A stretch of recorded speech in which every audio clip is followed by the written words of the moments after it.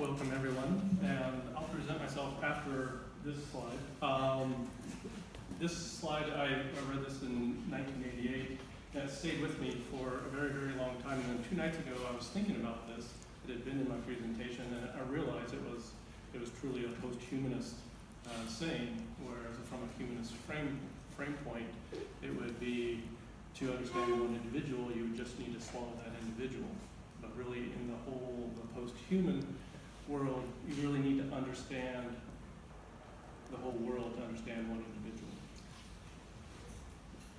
So, again, my name is Richard Lewis, and I'm from the Vrije Universiteit Brussels, the Free University of Brussels. And I'm doing my PhD it's interdisciplinary between philosophy, specifically post-phenomenology, and communications. And I'm looking at the human enhancement debate and really wanting to create a new framework and specifically a new analytic tool to help us understand new human enhancing technologies as they come our way in a non-humanist manner. So in 2001, just to start at some beginning, the National Science Foundation in the US convened a conference that was looking at converging technologies and to increase human performance. And their categories that they brought together were nanotechnology, biotechnology, information technology, and cognitive science, which became known as the NBIC technologies. And what this did is it really propelled the human enhancement debate to the forefront. And traditionally, this debate has been seen as the transhumanists versus the bioconservatives. So the transhumanists on one side, who fundamental principle is extropy, feeling like as a human, we need to constantly be improving ourselves, and technology is a great way to do that. Versus the bioconservatives, which feel one of the dangers of merging with technology and become more and more dependent on technology.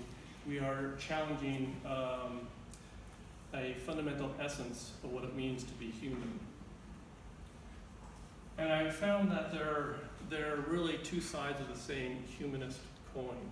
They're both based in humanism. They have the belief in the subject-object split. They sense that it's the autonomous, rational individual, and they even lean towards becoming fairly sensational and approaching from time to time evangelical. But they both have really intelligent, smart ideas, and I'm not here, my talk will not be critiquing their specific ideas. Rather, what I'd like to do is broaden it out into a beyond humanist discussion. And my goal for my dissertation, this is my preliminary research in my dissertation, is creating this new framework. And it's a new framework based on post-phenomenology, which helps ground any discussion of technology, and both complexity theory and post-humanism, which tend to expand and broaden the scope. So at the same time, from these, I want to create this new analytic tool. And again, this is a very preliminary view of it. And there's somewhat a bit of artifice to it because some of these concepts really overlap. Complexity, post-phenomenology, and post-humanism, they all believe in the relational self.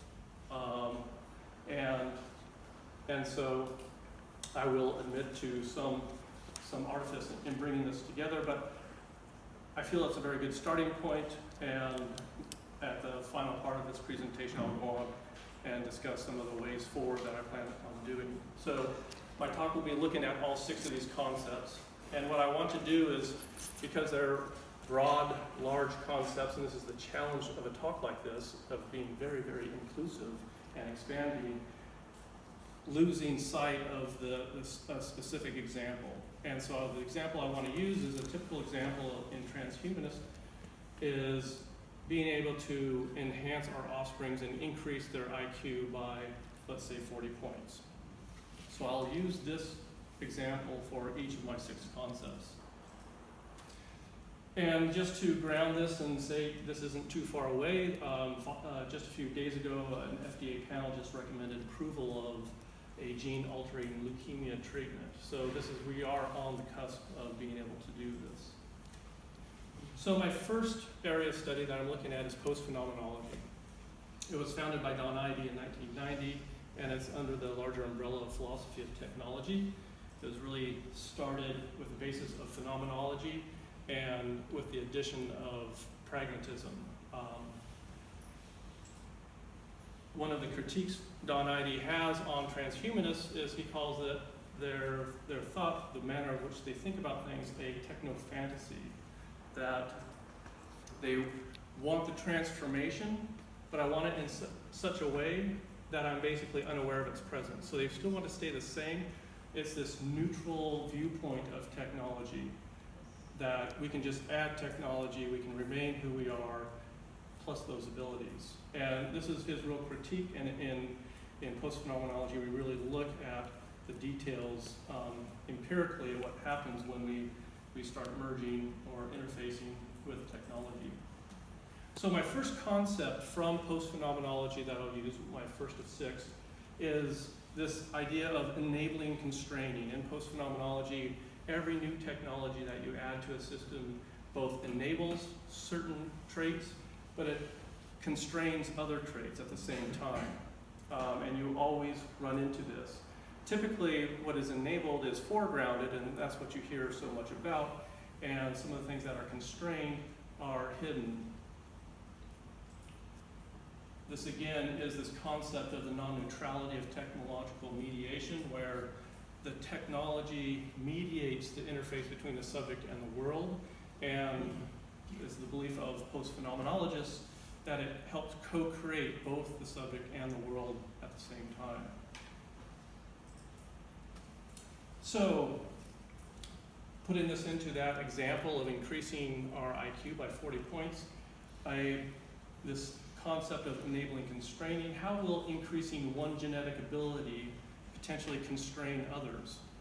So let's say we can find a gene that increases our ability to be more rational. Will that constrain or overshadow other abilities? Ability to be empathetic, to be artistic. There's a lot of unknowns, but this will, and again, what I'm trying to do is create a conceptual tool to help us talk about these questions and analyze these technologies. Can you give a frame? The second concept from post-phenomenology, again, is the idea of multi-stability. And this is the idea that no technology has a single essential form, that there's variance. And this goes along with the designer fallacy, that just because a technology is designed in a certain way, that does not mean, and it's often not the case, that the technology is actually used as the way it was designed. And so, again, relating this concept to the idea of increasing our IQ by 40 points, that a specific gene could play more than one role. It rejects genetic determinism. And there's a whole field of emerging epigenetics which back that up, and Fritjof Capra said, DNA is an essential part of the epigenetic network, but is not the sole causal agent of biological forms and functions. So strict determinism is, again, something that post-phenomenology tries to stay away from. So those are the first 2 concepts coming from post-phenomenology. And right now I'll go on to complexity theory. And complexity theory is really used in the natural sciences. I mean, got a little messed up there. It's emerged first in the natural sciences, but is being used more and more in the social sciences. And Roberto Poli, I can't help it, I'm in Rome, so I have to say it, Roberto Poli, I don't know if he's Roman, but he came up with the idea that the definition, the difference between complexity, complex systems, and complicated systems. So complicated systems are systems that can be analyzed and rationalize and figure out a specific answer, versus complex systems are always in a state of generation, that are always changing. Anytime that something new happens, the whole system changes. And so they don't have some rational, specific answer. Complex systems exist at the boundaries between equilibrium and chaos. And this is the idea of nonlinear dynamics, where small causes can actually cause large effects, which is, many of you have heard of the butterfly effect. They're also self-organizing and fluid. And my view is humans are complex systems, so they fit this idea of complexity. And when we start playing with genetic modification, we're playing with a very complex system. So the third concept I'll be using, that'll be coming from complexity, is this idea of transformative. And in complexity theory, they talk about it in the idea of the irreversibility of time, that time is only one directional, and that you cannot go back and rechange something or do a do-over. So it can be, the situations can be understood performatively and retrospectively, but complexity is not something that's predictive. So for this increasing the IQ by 40 points, taking this idea of transformation, once you modify the DNA, there is no going back to change it unless you add more DNA, but it's continually transforming the system. There's no going. And this is especially important on any germline issue, any DNA that's going to be passed down to future generations. And the fourth concept, which is again the second concept from complexity, is the idea of nonlinear equilibrium. So complex systems, and not everything is complex systems, there's plenty of complicated systems that don't follow complexity rules. But in a complex system where it's in this non-linear equilibrium between stability or equilibrium and chaos, you find a very interesting area. It's a balanced tension. This is where the self-organizing emergent forms that come.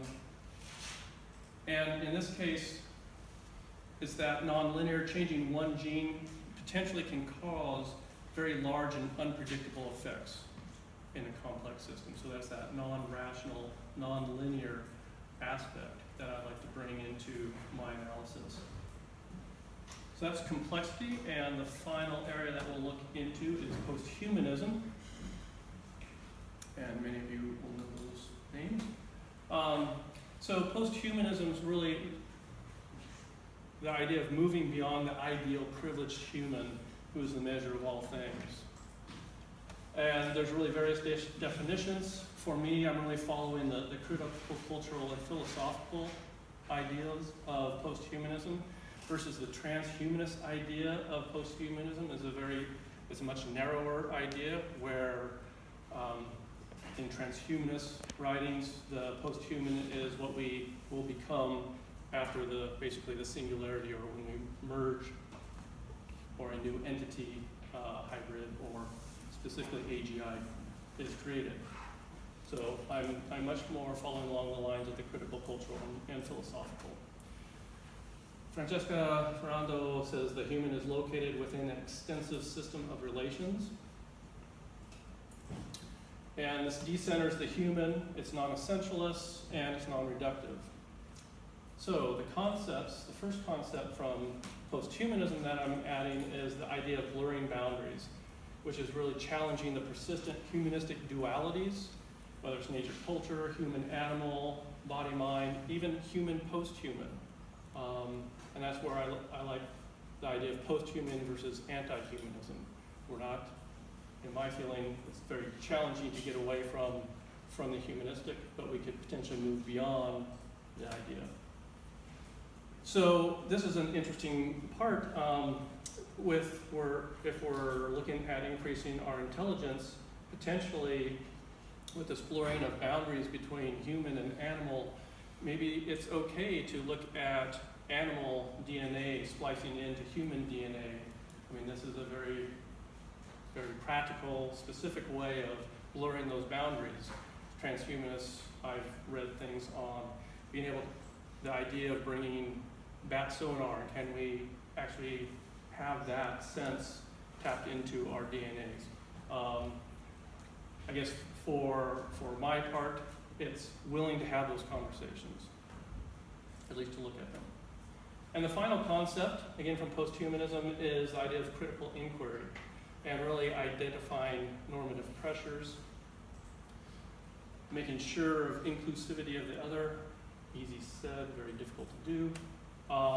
And Rosie Braidotti, I feel, has a very balanced approach in here, where posthumanism explores ways of engaging affirmatively with the present without being reductive, and remains critical while avoiding negativity. And that last part is really important for me.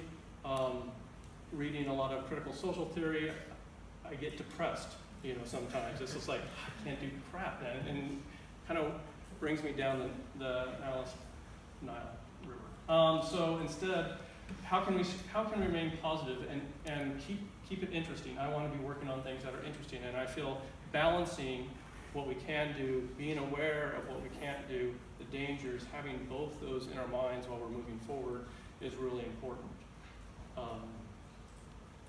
So, again, looking at modifying DNA to increase intelligence, well, whose idea of intelligence, this would ask.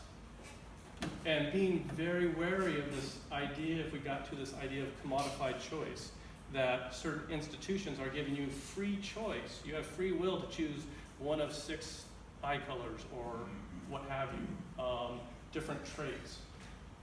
That's a slippery slope. And also making sure it's not only talking about the effects of the individual, but these are sociological effects as well. You are changing society. And I think Howard Gardner's multiple intelligences is really important here, because intelligence, increasing IQ, there's not just one IQ gene, right? There's many, many types of intelligence, and many cultures identify and define intelligence in many different ways. So again, broadening, that's one of the aspects I love about posthumanism, is really broadening, bringing more and more ideas into the conversation. And so this is my first attempt at a single point rubric, putting these ideas out and being able to kind of go through them when we have some new technology, some bioenhancing technology. How can we think about that? And then for the ways forward, really, I really want to fine tune those categories. See what am I missing, especially things like ethics. So Habermas was writing, what about the child? What about the rights of the child? If the parents genetically modify the child, you are doing something to another human being, and they haven't given their free will, free choice. And that's a very, very interesting conversation, and I'd like to bring definitely more ethics into it. The balance of being critical without being non-essential, there's a tension between those two. Being critical often stems from seeing things as their essential nature. And I am very wary of saying there's a specific essence, but potentially if there's multiple stabilities of a certain technology, then you can maybe call those multiple essences. Anyway, I feel, especially post-phenomenology and complexity theory have been very descriptive historically and not critical. They've stayed very far away from being critical, and that's, especially in post-phenomenology, they've been criticized for doing that. And so the idea of, yes, we want to make this world better, we want to improve things, and I think that's a balanced critique is very important. And my wife brought up this idea of, well, instead of a rubric, I mean, I love rubrics, but maybe other people don't like playing with rubrics. But how about a possible app? So there's various apps like in sustainability, recycling, how you can see if your seafood is locally grown. Well, potentially I'm foreseeing my dissertation to have the foundation, laying the foundation for creating an app that people could actually use. How can I think about, here's this new technology, and kind of being able to run through, have kind of preset, you could actually have little sliders, how important is this to you? And then it can kind of help you, walk you through some of these very difficult and interesting questions. And that's it, I always love this one, this is philosophy. And my contact information, my email address is on the bottom, and I'm open to questions.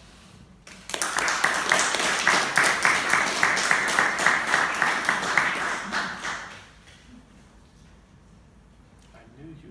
Of course. This is actually a very specific one, and maybe not even what you expect. You actually gave me an idea, critical complexity theory. That actually seems to be a very useful thing.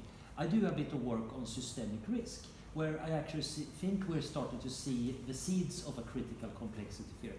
When you have a complicated system with a lot of component parts, and it can fail with no part or wrong, but the system is designed wrong, then critical complexity theory is actually what you want. You might want to say, yeah, we need to modularize this. Maybe we need to separate these markets from each other, or add a regulator, or remove a regulator or something. So I think there are seeds in other fields that you can bring in here. Mm-hmm. Yeah, I really like that. The idea that what I like about complexity is it kind of undermines that ability, like, okay, we can figure this out. We can actually figure out a plus b equation that will make sense, nice and linear. And it starts with the point of, okay, we can't figure this out because it's an always evolving system.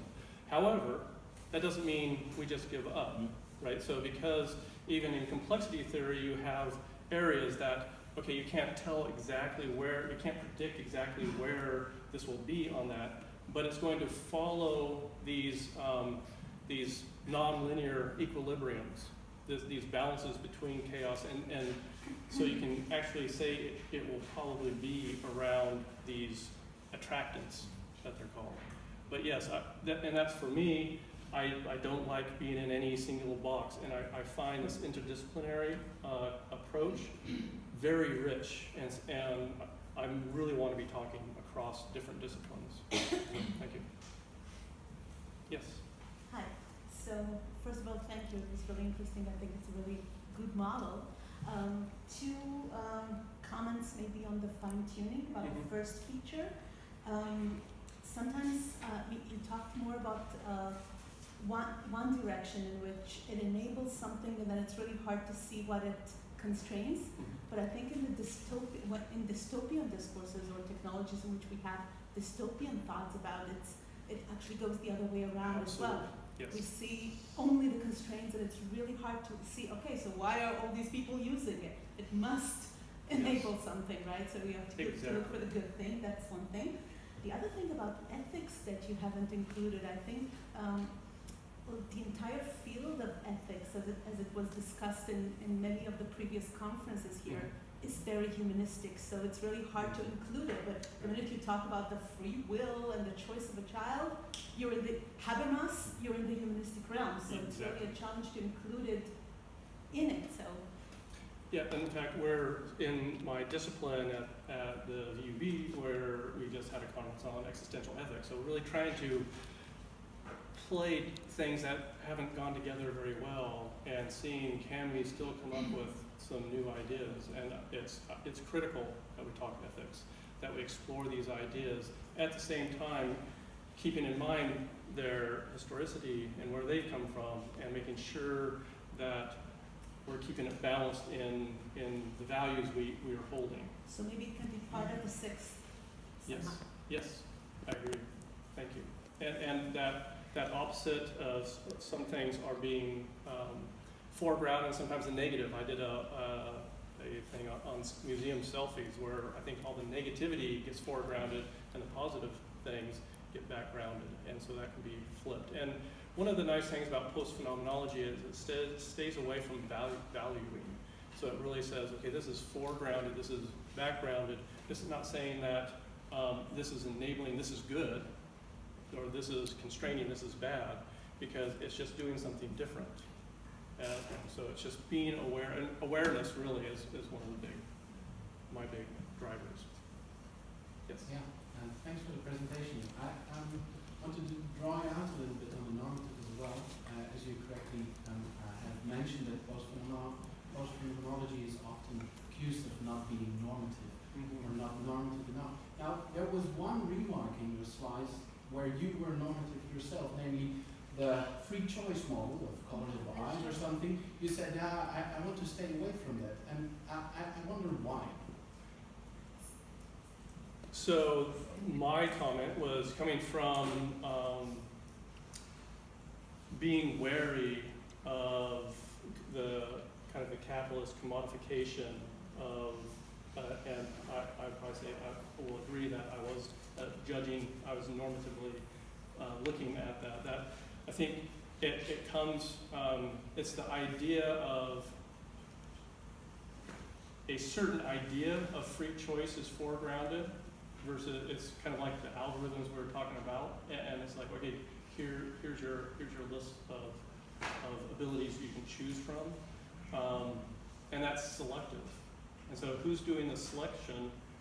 And nowadays it could be machine learning that's doing the selection. So, and it could be, you can't actually trace back who's actually giving this or what ideas went into saying these 5 things will come up first, which is a whole another issue that in post-phenomenology we're looking at as well. I'm kind of going around your question, but